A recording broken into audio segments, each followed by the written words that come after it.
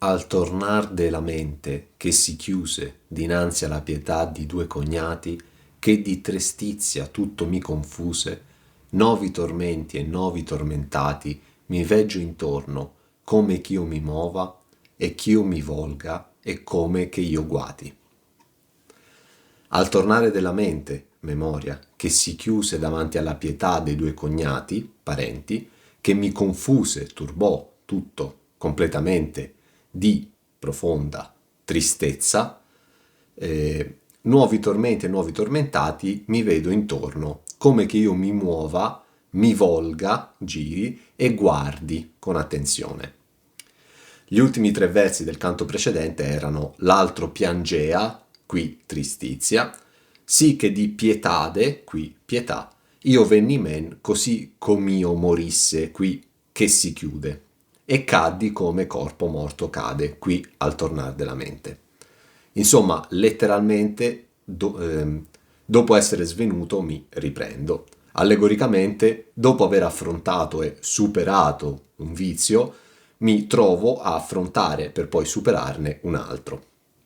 Per mente intendo memoria, come il che ritrarrà la mente che non erra. Prima canzone, secondo canto, e quindi 1, 2. E come scrivo tra poco, qui in 1, 6, forse ti tira fuori della mia mente, sì che non par chi ti vedessi mai. La mente, mens, che ritorna, redit, è citazione allo sesto dello Metamorphoses di Ovidio, 531. Pietà, ricordandoti ciò che ho scritto nel convivio, non è passione, anzi è una nobile disposizione d'animo apparecchiata di ricevere amore, misericordia ed altre caritative passioni. E ricordandoti anche che il canto precedente conteneva le parole pietà, pietà, pio e pietade. La memoria si è chiusa, non riesco a ricordare, e quindi a scrivere ciò che è successo da quando caddi a fine del quinto canto a quando mi rialzai e inizio nel sesto, quindi. I due, Francesca e l'altro, sono cognati, lo aggiungo solo adesso, a inizio del canto successivo, come loro due siano parenti incestuosi. Una notevole aggravante che Francesca si è ben tenuta lontana da confessare. La pietà dei due cognati mi confuse, parola forte, completamente. Una tristezza che ho già raccontato a dialogo in corso. A lagrimar mi fanno tristo e pio, e a dialogo terminato, sì che di pietade io venni men così come io morisse. Ti faccio presente che Tommaso nella Summa Teologie 1-2 scrive: la tristizia può essere una disposizione positiva in rapporto alla consapevolezza e al rifiuto del male. Quindi quella tristezza all'inizio del canto è comunque positiva. Novi per nuovi, come appunto la mia precedente opera Vita Nova, che sta per vita nuova. Insomma, come accadrà in continuazione, superati determinati tormenti e tormentati, incontro, affronto, supero altri tormenti e tormentati. I luoghi e chi li abita. Al mio tornar della mente vedo nuovi tormenti e tormentati, qualsiasi cosa io faccia, mi trovo già in mezzo a loro. Interessante che i quattro verbi siano in ordine: veggio, vedere, poi mova, muovere, poi volga, volgere, di nuovo muovere, e infine di nuovo guati, vedere, con le sfumature che il vedere diventa guardare e che il muovere diventa volgere. Insomma, non scrivo il passaggio dal secondo cerchio al terzo, ma, attenzione, non descrivo neanche nessun demone posto a guardia di tale passaggio. Io mi trovo già dentro al terzo cerchio e Cerbero sarà lì con me. Io sono al terzo cerchio della piova, eterna, maladetta, fredda e greve. Regola e qualità mai non l'è nova. Grandine grossa, acqua tinta e neve. Per l'aere tenebroso si riversa, pute la terra che questo riceve. Io sono, mi trovo, al terzo cerchio della pioggia eterna, maledetta, fredda e greve, pesante. Regola, quantità, e qualità non è mai nuova. Grandine grossa, acqua tinta, scura, torbida, e neve per, attraverso, l'aere tenebroso si riversa, cade intorno. La terra che riceve questo puzza. Mi trovo già dentro al terzo cerchio, non più nella bufera infernale ventosa del secondo cerchio. Qui c'è una pioggia eterna, maledetta, fredda e pesante. Tutti aggettivi che rendono negativo ciò che di positivo possa portare la pioggia. Non scrivo in che modo io abbia percorso privo di sensi questo tratto, come già successe per la traversata priva di sensi dell'Acheronte. Ti ricordo però che Virgilio è con me. La pioggia non è di per sé un fenomeno atmosferico negativo, ma qui siamo all'inferno. Questa pioggia intanto è eterna, ovviamente, poi è maledetta, ovviamente, poi è fredda e poi è pesante. Riguardo all'eternità degli inferi, mi basta ricordarti cosa c'è scritto sul sommo della sua porta. 1:3. Per me si va nell'eterno dolore. Dinanzi a me non fuor cose create se non eterne, e io eterno duro. Regole e qualità mai non le innova. Riprende il vento del cerchio precedente, anch'esso caratterizzato da nulla, nessuna, speranza li conforta mai, i dannati, non che di posa, che si fermi, ma di minor pena, neanche che diminuisca. Questo contribuisce a rendere la sensazione di eternità, in quanto non ci sono cambiamenti nello spazio e nel tempo che permettono di capire a chi si trova dentro al cerchio, figura anch'essa che rende il tutto più eterno, l'andare avanti delle ore e delle stagioni. Tutto è sempre uguale. Infatti la terzina precedente inizia con novi tormenti e novi tormentati, perché per il mio viaggio tutto via via mi è nuovo. Ma dal punto di vista dei dannati tutto è uguale, per sempre.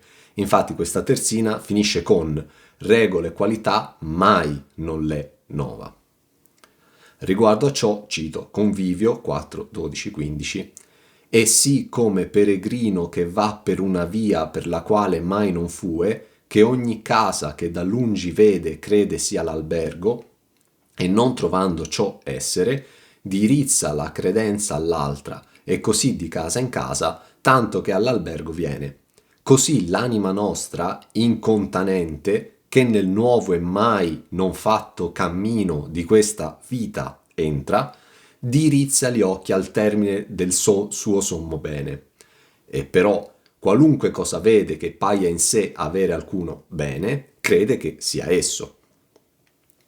Come spesso accade dopo un generico pioggia, fredda e greve, vado più nello specifico dicendo che ciò che cade è grandine grossa, greve, appunto, acqua tinta, maledetta, appunto, e neve, fredda, appunto. Acqua tinta insiste sull'idea del tintore, delle tintorie sporche e puzzolenti che più che colorare macchiano, infettano, come nel canto precedente, che visitando vai per l'aere perso, qui aere tenebroso, noi che tignemmo il mondo di sanguigno. E nel canto successivo l'acqua era buia assai più che persa. Inoltre c'è una vicinanza dello scuro con lo sbagliato. L'acqua è tinta, la barba è atra, le anime sono nere. La piova eterna, cadendo a terra, la fa diventare puzzolente. Ma questa pioggia non cade dal cielo, qui siamo sottoterra, ma attraverso l'aere tenebroso si riversa. Come anche la bufera infernale del canto precedente è un fenomeno atmosferico che non avviene sottoterra di solito. Questo è il modo di questo cerchio, la punizione eterna che riceve il luogo e chi lo abita, i tormenti e i tormentati. Riguardo alla fondamentale pioggia, che subito viene introdotta e poi ripetuta nel canto, questa punizione è di origine, come spesso avviene, sia pagana che biblica. La parte pagana si rifà a Tantalo, accennato anche nello quarto delle Metamorfosios di Ovidio. Tantalo, nemmeno un sorso d'acqua riesci ad attingere e l'albero che ti sovrasta non è a portata. In quanto Tantalo fu condannato nel Tartaro ad avere per sempre una fame e una sete impossibili da placare. schiacciato dal peso, qui Adona, di un masso, legato a un albero da frutto, che però si allontana quando cercava di mangiare il frutto, e immerso, qui la gente che qui vi è sommersa, fino al collo in un lago d'acqua dolce, che si prosciuga quando cerca di bere. La parte biblica si rifà all'Esodo. Tutto inizia con i soliti israeliti che, nonostante fossero stati liberati dalla prigionia egizia, non fecero altro che lamentarsi verso Mosè e Aronne. Esodo 16, 3 e 4.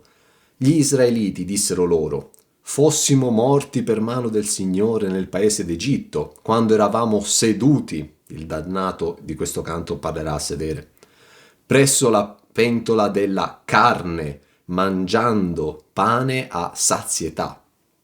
Invece ci avete fatto uscire in questo deserto per far morire di fame tutta questa moltitudine. Allora il Signore disse a Mosè: ecco, io sto per far piovere pane dal cielo per voi. Il popolo uscirà a raccoglierne ogni giorno la razione di un giorno, perché io lo metta alla prova, per vedere se cammina secondo la mia legge o no. Sarebbe inutile anticiparvi che alcuni israeliti non obbedirono, conservando per il giorno dopo la manna caduta dal cielo che avrebbero dovuto consumare il giorno stesso. E in quella vi si generarono vermi, qui vermo, e imputridì. Nello stesso verso analizzato c'è infatti scritto pute la terra che questo riceve. La pioggia, in varie forme, come punizione divina la troviamo nella Bibbia, anche in altri episodi, quale Sodoma e Gomorra, Genesi 19, 24 e 25. Quando ecco il Signore fece piovere dal cielo, sopra Sodoma e sopra Gomorra, zolfo e fuoco proveniente dal Signore. Distrusse queste città e tutta la valle con tutti gli abitanti della città e la vegetazione del suolo. Oppure in Sapienza 16:16, gli egiziani, che non volevano riconoscerti come Dio, li hai frustati con il tuo braccio potente, li hai perseguitati con piogge incredibili, grandine e acquazzoni travolgenti.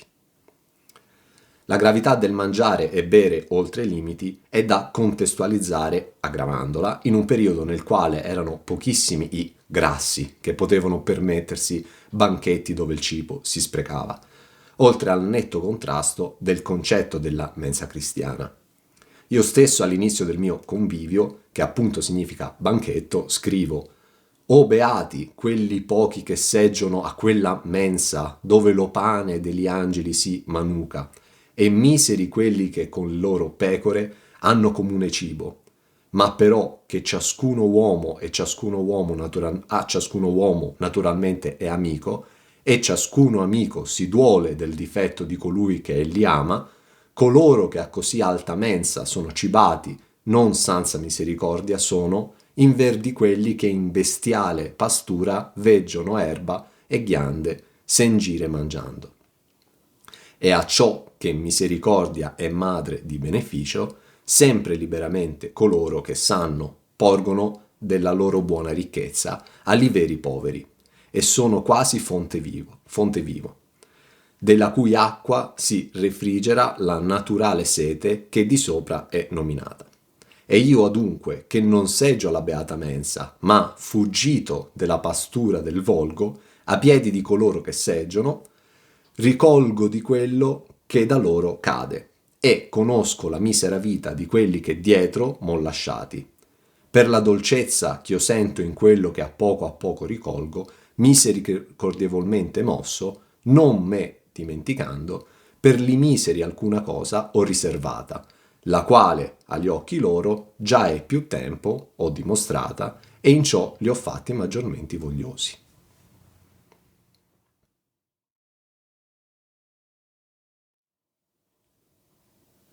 Cerbero, fiera crudele e diversa, con 3 gole caninamente latra, sovra la gente che qui vi è sommersa. Gli occhi a vermigli, la barba unta e atra, e il ventre largo e unghiate le mani, graffia gli spirti e di scoia e di squarta. Cerbero, fiera, bestia, crudele e diversa, differente, ostile, con 3 gole, Latra, abbaia come un cane, con rabbia, come fanno i cani. Sopra alla gente, ai dannati, che proprio qui è sommersa nella fanghiglia puzzolente. Ha gli occhi di colore vermigli, rosso fuoco, la barba unta e scura, orribile, e il ventre largo, e le mani con unghie lunghe. Graffia gli spiriti e gli scuoia e gli squarta. La terzina inizia d'impatto con il nome Cerbero, una fiera crudele e diversa. Attenzione, perché descrivo fisicamente Cerbero oltre che la sua mansione, ma lo faccio in modo ambiguo, facendolo diventare una bestia demoniaca o, per essere più corretti, un demone bestiale. La prima caratteristica che scrivo è fiera, quindi la prima impressione che ti do è quella di animale selvaggio, ma in 1.7 scrivo tal cadde a terra la fiera crudele, così scendemmo nella quarta lacca, cerchio, riferendomi al demone Pluto, che chiamo fiera, ma che non è un animale in senso proprio, tanto che addirittura parla, seppur in modo enigmatico. Anche in 1.17 Gerione, anch'esso un qualcosa con un volto umano e che comprende le parole umane, viene definito animalesco. Ecco la fiera con la coda aguzza, che passa i monti e rompe i muri e l'armi. Ecco colei che tutto il mondo appuzza, qui pute. Poi umano, la faccia sua era faccia d'uom giusto, e poi di nuovo animalesco. Quella, bestia malvagia, e così. La fiera pessima si stava. In conclusione, fiera richiama la bestialità, la diversità appunto rispetto all'essere umano, ma non per forza all'animale in senso proprio. Cerbero non parla, ma in queste due prime terzine lo descrivo come se descrivessi una persona, occhi, barba, ventre, mani e poi scriverò facce. Questo per dirti che il mio Cerbero non è un cane a tre teste, ma è un demone a tre teste. Se fosse un cane non lo paragonerei a un cane che appunto caninamente ladra. Che senso ha scrivere che un cane ladra in modo canino? Certo, è un cane. E tra pochi versi, qual è quel cane che abbaiando agogna? Ripeto, che similitudine è quella di paragonare un cane a un cane ben due volte? Qui voglio rendere l'idea del cane. Voglio che leggendo questa descrizione tu pensi a un cane, al Cerbero virgiliano. I cani non hanno barba, mani e facce, i cani hanno pelo, zampe e muso. Aggiungendo altre connotazioni umane a Cerbero, uno che era dal ciel messo, in 1.9, dice Cerbero vostro, se ben vi ricorda, ne porta ancor pelato il mento e il gozzo. Poi, in riferimento ai dannati, che qui chiamo genti, nel primo verso della terzina successiva scriverò che a causa della pioggia urlano come cani, però loro erano, esseri umani, qui paragonati a cani. Come nel prossimo canto, assai la voce lor dei dannati, chiaro l'abbaia, e anche nel successivo, via costà con gli altri cani. In questo mio inferno dove l'uomo si bestializza. 1.24. In questa gola fiera, vita bestial mi piacque e non umana. Cerbero, oltre a essere una fiera crudele, è anche una fiera diversa, da diversus, latino differente, ma anche ostile, strana, deforme, nemica. Con tre gole, anticipando la popolazione del cerchio e conseguenti tre bocche, latra, abbaia con nervosismo, rabbia, caninamente. Questa lunga parola di per sé allunga la sofferenza del tempo, caninamente, come fanno i cani appunto. E ripeto che avrebbe gran poco senso dire che un cane abbaia come fanno i cani. Certo, i cani abbaiano come fanno i cani, ma lui è un demone, proprio come Caron, e questa non è un'interpretazione, lo scrivo tra pochi versi. Lo demonio Cerbero, proprio come due canti fa aveva occhi di bragia. Ma sempre in 1.3, oltre a vermi, c'è anche una luce vermiglia. Quindi Ma che poi, se Cerbero fosse un cane, sarebbe l'unico animale in senso proprio al quale è stato assegnato, perdonatemi la semplificazione, un luogo degli inferi, dato che tutti gli altri sono demoni, descritti in modo bestiale, certo, nei modi, e alcuni, ma anche se mai, totalmente anche nel fisico. Caron, Minos, Pluto, Flegias, lo Minotauro, Gerione, i giganti e via discorrendo. Lo Minotauro non è un toro, come Cerbero non è un cane, lo è in parte, lo ricorda in questo caso, e ciò permette di porlo in paragone con un toro. Cito i primi 3 versi di 3 terzine consecutive in 1:12. Partiti, bestia, che questi, io, non vene qual è quel toro che si slaccia in quella vidio lo Minotauro far cotale. Insomma, anche nel quinto canto Minos ringhia e ha una coda, e nel terzo canto Caron ha il pelo e l'anose gote, ma spero che non leggerò commenti che diranno che Minos e Caron sono 2 cani. Cerbero latra sopra i dannati, gente che è sommersa in questa fanghiglia puzzolente, causata dalla pioggia che, cadendo a terra, impuzzolentisce tutto. Il colore degli occhi del demone Cerbero è vermiglio, niente di nuovo, 1-3, Caron demonio con occhi di bragia, e riguardo al colore, 1-8, vermiglie come se di fuoco uscite fossero. La barba del demone Cerbero è unta e atra.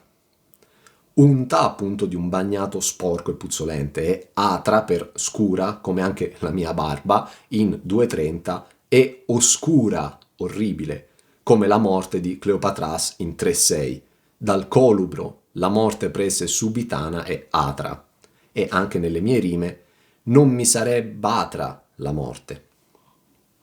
Il ventre è largo, grande, come chi si abbuffa, e le sue mani sono unghiate, provviste di unghie lunghe, quasi artigli, come le mani che nel mio tempo si ungevano, insieme alla barba, a tavola, abbuffandoci di carne. Con queste mani unghiate non solo graffia gli spiriti, ma proprio li iscoia, da cui scoiatura, termine usato nella lavorazione delle pelli per indicare l'operazione consistente nel distacco della pelle dalla carne dell'animale morto. E li isquarta, cioè fa a pezzi, come scrivo nel Fiore 208.3. Avvisa un colpo ismisurato, sì che tutto lo scudo ha squartellato. L'immagine di Cerbero anticipa i dannati che risiedono in questo cerchio, e quella di Dite, in fondo all'inferno, 1:34. Quindi cocito tutto s'aggelava, qui fredda, con 6 occhi piangea, e per 3 menti, qui 3 gole e barba. Gocciava il pianto e sanguinosa bava, qui unta e atra. Da ogni bocca dirompea codenti, qui le bocche aperse mostraci le sanne. Un peccatore a guisa di maciulla, qui isquarta, sì che 3 ne facea così dolenti. A quel dinanzi il mordere era nulla, verso il graffiar, qui graffia gli spirti, che talvolta la schiena rimanea da de la pelle tutta brulla, qui iscoia. Iniziano le rime aspre e chiocce dell'inferno, latra, atra, squarta, anche nelle mie rime 103-58, mentre inveisco contro la crudele donna Pietra, mi rammarico perché lei non latra, emette urla bestiali, per me com'io per lei. Urlar li fa la pioggia come cani, de l'un de lati fanno all'altro schermo, volgonsi spesso i miseri profani. Quando ci scorse Cerbero, il gran vermo, le bocche aperse mostrocci le sanne, non avea membro che tenesse fermo. La pioggia, lì, i dannati, fa urlare come cani. Con uno dei lati, fianchi, si fanno schermo o protezione all'altro fianco. Si volgono, girano, spesso i miseri profani, lontani dal sacro. Quando Cerbero ci scorse, si accorse di noi, il gran verme aprì le 3 bocche e ci mostrò minacciosamente, come fanno i cani, le zanne. Non aveva parte del corpo che riuscisse a tenere ferma. Piova, poi acqua e adesso pioggia nel primo verso della terzina. Il demone Cerbero caninamente latra, quindi latra come i cani. Gli umani dannati urlano come cani. Punitore e puniti paragonati a cani. A causa del dolore procurato da questa grandine grossa, acqua tinta e neve, urla la gente che qui vi è sommersa. E per difendere almeno un fianco dalla pioggia si mette di lato, però a quel punto sente troppo dolore sul lato esposto ed è costretta a girarsi sull'altro lato, con il risultato di un eterno rotolamento nella fanghiglia, volgonsi spesso. Non solo li definisco miseri, ma anche profani, quindi un qualcosa, qualcuno in questo caso, che è estraneo, contrario, indegno a ciò che è sacro. L'essere profani e golosi riprende le Questiones disputate di Tommaso d'Aquino, 14.2.1. Esaù, colui che vendette la primogenitura per un piatto di lenticchie, fratello di Giacobbe e Israele, fu profano perché vorace, cioè goloso, per la gola è detto profano. L'ostilità dei demoni incontrati nei nostri confronti continua e dopo Caron Dimonio con occhi di bragia di 1.3, Stavvi Minos orribilmente ringhia di 1.5, adesso Cerbero, il gran vermo, le bocche aperse e mostrocci le sanne. Come Caron e come Minos, anche Cerbero interrompe il suo compito perché ci vide arrivare, soprattutto me vivo col corpo. Anche il tempo verbale cambia perché dal presente eterno, latra, si passa al passato, aperse. Vermo, verme, è citazione biblica da Isaia 66:24, quando gli adoratori usciranno, vedranno i cadaveri degli uomini che si sono ribellati a me, poiché il loro verme non morirà e il loro fuoco non si estinguerà e saranno in orrore a ogni carne. E anche Marco 9:47 e 48. Se il tuo occhio ti scandalizza, cavalo. È meglio per te entrare nel regno di Dio con un occhio solo che essere gettato con 2 occhi nella Geenna, dove il loro verme non muore e il fuoco non si estingue. Il collegamento tra Cerbero e dite è palesato anche dallo stesso uso del termine vermo. 1.34, ov'io, dove io, Virgilio, mi presi, attaccai, al pel del vermo reo, dite appunto, che il mondo fora. Al contrario dei primi 2, però, Cerbero non minaccia con parole, ma mostrando i denti, come fanno i cani, che vogliono spaventare l'avversario, e per questo Virgilio non gli risponde con le parole, ma lo tratta come tale. Cerbero aprì le bocche, perché avendo 3 gole, ovviamente aveva anche 3 bocche, e quindi il triplo delle zanne, sanne e non denti. Torno quindi a descriverlo come fiera e non come umano. La pioggia che cade sui dannati e sulla terra e il vermo di questo canto richiamano la situazione di 1.3. Elle, mosconi e vespe, rigavan lor di sangue il volto, che, mischiato di lagrime, a lor piedi, da fastidiosi vermi era ricolto. Non avea membro, muscolo, parte del corpo, che riuscisse a tenere fermo, tanta era la sua furia, agitazione, rabbia, brama. L'ultimo verso è una citazione da Arnaud Daniel della sua canzone Lo fermo voler, dove scrive «Membro non ho che non tremi». Altro collegamento al canto precedente, dato che Arnaud lo troverò nella cornice dei Lussuriosi in 2.26. E il duca mio distese le sue spanne, prese la terra e con piene le pugna la gittò dentro alle bramose canne. E il mio duca, colui che conduce, Virgilio, aprì le sue mani, prese e raccolse la terra e con i pugni pieni la buttò dentro alle bramose, piene di brama, canne, canali della gola. Colui che mi guida, il duca, Virgilio, distese le sue spanne, tecnicamente la mano aperta, prese quella terra melmosa e puzzolente e con le pugni piene, tecnicamente la mano chiusa, la gettò dentro le bocche aperte di Cerbero. Ricordo, così per perdere qualche secondo, che Virgilio è un'ombra incorporea che raccoglie della terra fisica sulla quale anch'io col corpo cammino, e la lancia, come ombre incorporee, sono i dannati che in questo canto, in questo cerchio, sono immersi in una fanghiglia che si girano da un lato all'altro per limitare i danni che subiscono da una pioggia che cade sottoterra.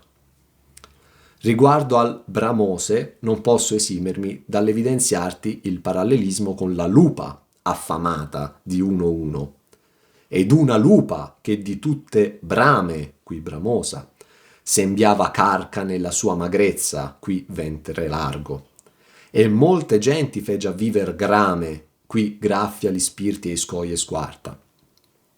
E seguente, e ha natura sì malvagia e ria, che mal non empie la bramosa, qui bramose, voglia, e dopo il pasto, qui poi che il pasto, ha più fame, qui colpa della gola, che pria.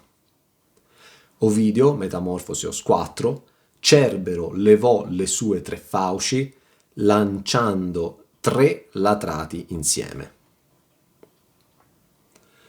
Qual è quel cane c'abbaiando agogna e si racqueta poi che il pasto morde, che solo a divorarlo intende pugna, cotai si fecer quelle facce lorde, dello demonio Cerbero che introna, l'anime sì ch'esser vorrebber sorde. È come il cane che abbaiando agogna, brama di mangiare, e si acquieta solo dopo che morde il pasto, perché soltanto a divorarlo è intento e ci combatte, così si fecero, divennero improvvisamente, quelle facce lorde, sporche, del demonio Cerbero, che stordisce coi suoi latrati così violentemente le anime dei dannati che vorrebbero essere sorde. Il demonio Cerbero è nuovamente paragonato a un cane che si acquieta solo dopo che morde il pasto con così tanta foga che quasi sembra combatta con ciò che sta mangiando. I cani e i lupi, aggiungerei, per tenere vivo il collegamento con la lupa del primo canto, sono noti per fare la lotta con il cibo che hanno in bocca, addentandolo con forza e strapazzandolo ovunque. Qui devo anticiparti una riflessione. Questa lotta, le bestie e gli uomini, ricordati sempre questo 2 e 1 negli inferi, la fanno quando in bocca hanno la carne. La barba delle bestie e degli uomini non si unge mangiando del sedano. Solo a divorarlo intende pugna, non si addice a chi mangia della lattuga. Il ventre dei cani e degli uomini diventa largo divorando eccessivamente grassi della carne degli animali, mangiati appunto dopo averli scuoiati e squartati.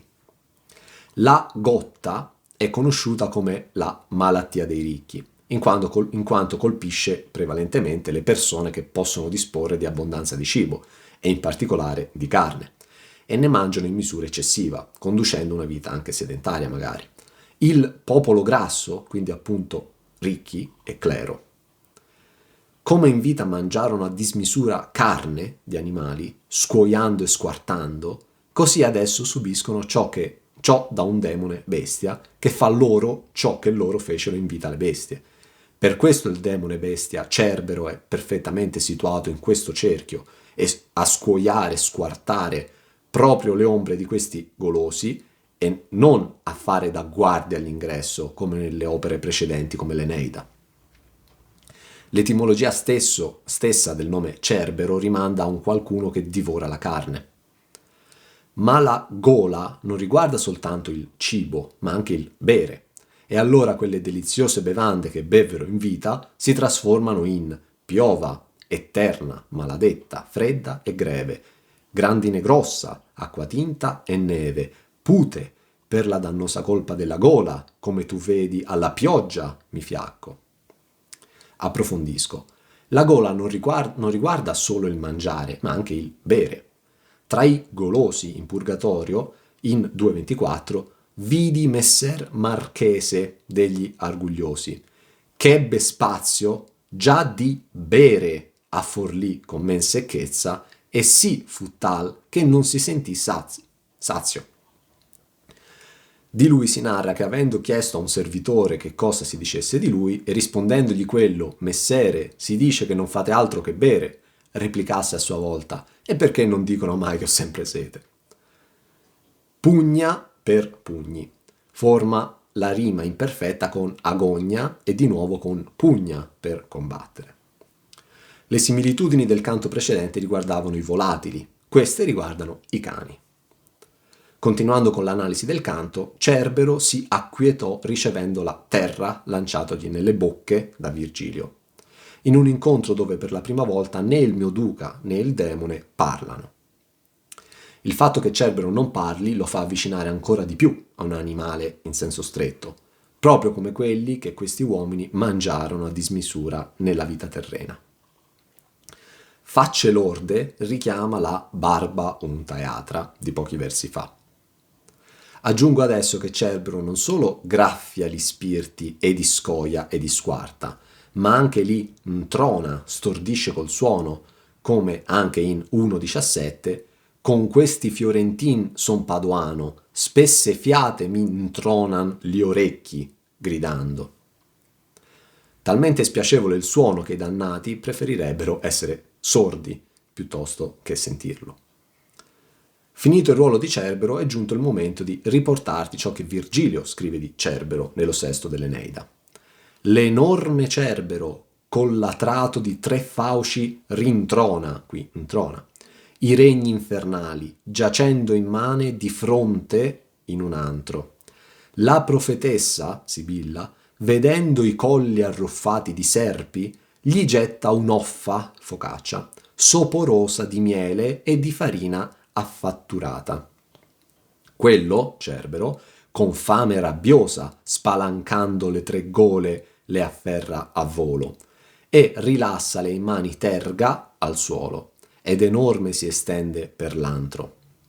Enea varca l'entrata, sepolto il guardiano. Qui Cerbero non è guardiano della porta, ma si trova dentro al cerchio dei golosi, nel sonno, e lascia rapido la riva dell'onda dell'Acheronte, con Caron, da cui non si torna. Subito si udirono voci e un alto vagire, piangenti anime di infanti sul limitare della soglia, parte del mio limbo, che esclusi dalla dolce vita, qui dolce mondo, e strappati dal seno un tetro giorno, rapì e sommerse nella tomba acerba, qui trista tomba. Qui ci tengo a concludere con una riflessione importante che rischia di passare inosservata e che, perlomeno finora, rende Cerbero unico rispetto agli altri demoni incontrati. Caron in 1.3 era all'ingresso del fiume Acheronte. Minos in 1.5 era all'ingresso del secondo cerchio. Pluto, al termine di 1.6, è situato all'ingresso del quarto cerchio. Cerbero invece no. Cerbero non è propriamente il guardiano posto all'ingresso che delimita il passaggio da un luogo a un altro. Quando io mi risveglio all'inizio di questo canto, scrivo: «Novi tormenti e novi tormentati, mi veggio intorno, come ch'io mi mova, e ch'io mi volga, e come che io guati. Io sono al terzo cerchio». Insomma, io mi trovo già dentro al terzo cerchio, circondato da dannati, con tanto di Cerbero che li punisce. Non supero il demone guardiano per entrare nel posto successivo, mi trovo già nel posto successivo, non devo guardare indietro per vedere Cerbero all'ingresso. Cerbero con 3 gole caninamente latra e graffia gli spirti e di scoia e di squarta e si trova tra i dannati ed è parte della loro pena, modo, similmente a come sarà anche un altro demone a 3 teste. Dite.